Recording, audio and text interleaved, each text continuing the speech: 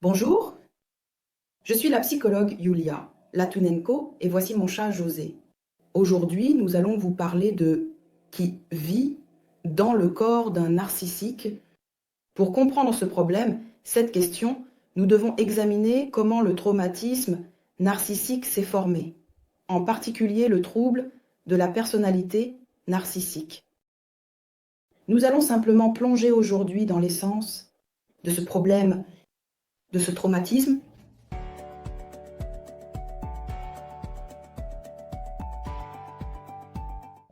Si c'est la première fois que vous visitez ma chaîne, je vous invite à vous abonner et à aimer cette vidéo. C'est très précieux pour la promotion de ma chaîne sur YouTube.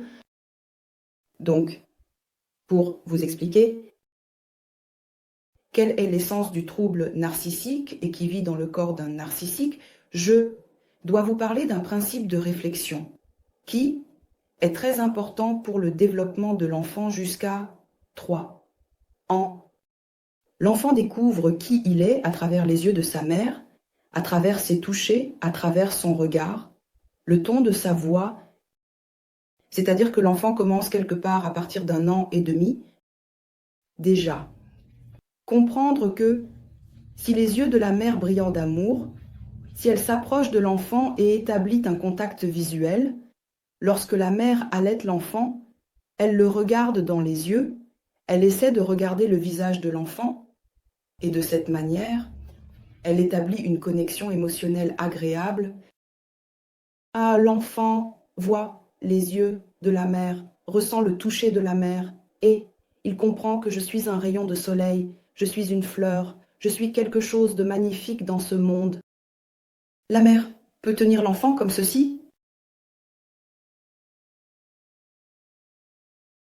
ou elle peut tenir l'enfant comme cela. Et ce sont deux états différents, mais égaux pour l'enfant. C'est une sensation complètement différente pour l'enfant. Je vous ai montré l'exemple avec José. La mère allaite comme ceci, ou la mère allaite et regarde son smartphone. Ce sont deux sensations différentes pour l'enfant. C'est pourquoi il est très important que la mère sache refléter l'enfant. C'est précisément vers l'âge d'1 à 3 ans que la mère doit établir ce contact avec l'enfant, un contact non verbal. Et si la mère a ses propres traumatismes d'enfance, si la mère est anxieuse, si la mère est effrayée, si elle a de mauvaises relations avec le père au moment où elle nourrit son petit enfant, si la mère n'était pas du tout prête à la naissance de l'enfant, elle regarde dans les yeux de l'enfant avec ses yeux inquiets, elle tient l'enfant de manière très anxieuse. L'enfant comprend alors à travers les yeux de la mère, à travers ses touchés, à travers sa voix, que je suis l'anxiété, je suis la peur, je suis la tension. Et de cette manière se produit la toute première frustration de l'enfant. L'enfant grandit avec le sentiment que sa mère ne l'a pas reflété, comme quelque chose de merveilleux dans ce monde qu'elle ne l'a pas suffisamment apprécié. On pourrait dire, et alors, l'adulte qui a subi un tel traumatisme dès le début, un traumatisme précoce, essaie de chercher ce regard bienveillant et approbateur de la mère dans la foule. Elle se découvre à travers les yeux des autres, elle essaie de se refléter dans les yeux des autres pour comprendre qui elle est. Ainsi, elle forme son estime de soi à travers les autres. Et pour ces personnes, il est très important de ne pas être présent, de ne pas être en contact, mais de paraître. Comment est-ce que je parais? C'est une question importante pour les personnes. Avec un traumatisme narcissique, que pensent les gens de moi? Comment est-ce que je parais aux yeux des autres? C'est parce qu'une telle personne n'a pas pu se refléter dans les yeux de sa mère, disons-le ainsi, comme quelque chose de beau. Elle n'a pas développé une estime de soi en tant que quelque chose de beau dans ce monde. Nous disons que Narcisse souffre un échec total dans ses relations précoces avec l'objet, nous parlons de l'objet maternel, et il essaie toute sa vie d'éviter cet échec. Dans de telles relations avec d'autres personnes, C'est pourquoi il évite cette phase de sa propre insignifiance. Il évite l'état où son estime de soi chute et, pour éviter de ressentir sa propre inutilité, il adopte des comportements très divers et notables, des actions, juste pour ne pas permettre qu'aux yeux des autres, il apparaisse d'une certaine manière. Merci. Bêtement, comme ils disent, d'une certaine manière insignifiant, d'une manière ridicule, d'une manière trop, disons, oui, trop. Ils se dévalorisent considérablement pour eux-mêmes, c'est-à-dire qu'ils attribuent très souvent leurs pensées sur eux-mêmes insignifiantes aux autres personnes. Nous savons qu'il est absolument impossible de pénétrer dans la tête d'une autre personne, mais les narcissiques le font. Ils pensent comment je parais ce qu'ils pensent de moi, c'est-à-dire leurs propres pensées.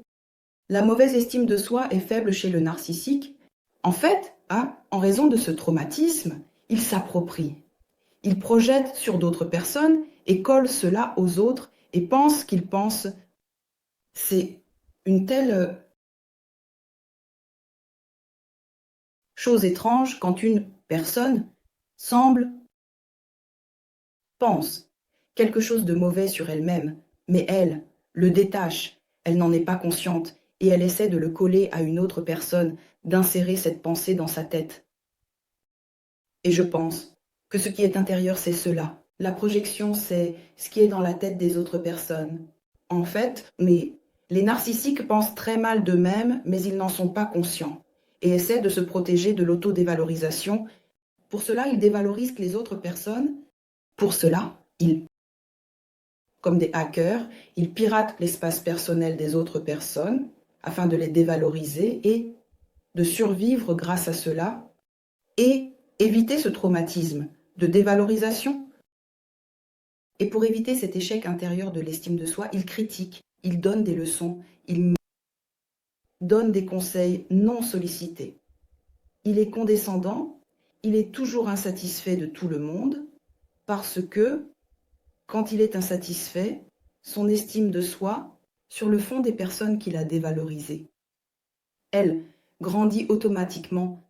C'est-à-dire que tout le monde est mauvais et moi je suis bon, c'est la position d'une personne avec un type d'attachement évitant, c'est-à-dire avec l'absence en essence de cet attachement.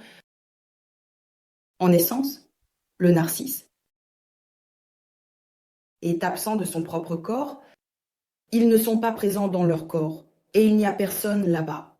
Il n'y a que des enveloppes que le narcisse change. Ce sont des masques qu'il porte en fonction de la situation. Il semble étudier ses sentiments, ses réactions qui devraient être présents dans telle ou telle situation et il les démontre comme un acteur vivant, un film dont il est lui-même le réalisateur. Donc tout ce que le narcissique montre. À l'extérieur, c'est pour impressionner, pour obtenir l'approbation, la reconnaissance. Ce besoin chez l'enfant est frustré. Dès le plus jeune âge, et maintenant, Lucas commence une guerre sur l'assiette. Viens, aide-moi, Gosia. Donc, le traumatisme narcissique conduit à ce que le narcisse ne forme pas son intérieur. Il lui manque, et les narcissiques souffrent généralement beaucoup de vide intérieur, d'ennui. Ils se sentent absolument vides, non comblés. Et généralement, les narcissiques essaient de se remplir soit de personnes, des ressources des gens qui leur donnent de la reconnaissance, soit d'alcool, soit de divers autres substances chimiques. Ils sont très dépendants, en réalité, de certaines substances. Et cela peut être le cas ici. La dépendance sexuelle peut se manifester. Lorsque le narcissique court après les partenaires, que signifie courir après les partenaires? Et par le sexe, lorsqu'il conquiert une autre personne par le sexe, lorsqu'il y parvient, en réalité, il a besoin de sexe. Mais c'est ce reflet, c'est cette approbation que j'ai conquises, que j'ai atteintes, et comme si j'avais obtenu ce trophée, et alors je suis un héros, pour que tout le monde voit qu'il est un héros. Il essaie de compenser ce traumatisme et de remplir ce vide dans son espace intérieur encombré par n'importe quoi.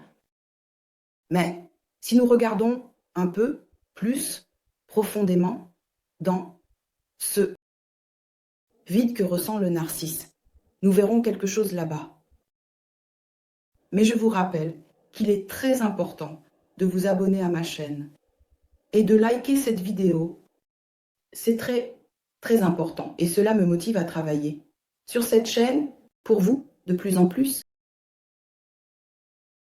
Donc, si nous regardons un peu plus profondément dans ce vide et cet ennui que ressent le narcissique, nous verrons un petit enfant qui n'a pas été nourri de reconnaissance et d'approbation. Un petit enfant qui a été utilisé par les parents ayant envers lui certaines attentes narcissiques qui ne pouvaient jamais être atteintes par cet enfant. C'est pourquoi le narcisse se comporte comme ses parents se sont comportés avec lui. Ils étaient insatisfaits de lui, donc il ne peut être satisfait de personne ni de rien. On peut à juste titre appeler ce trouble un trouble narcissique, du trouble de vide et d'ennui. Abonnez-vous à ma chaîne, aimez cette vidéo et partagez vos impressions sur le contenu que je vous ai présenté. Aujourd'hui, dans cette vidéo,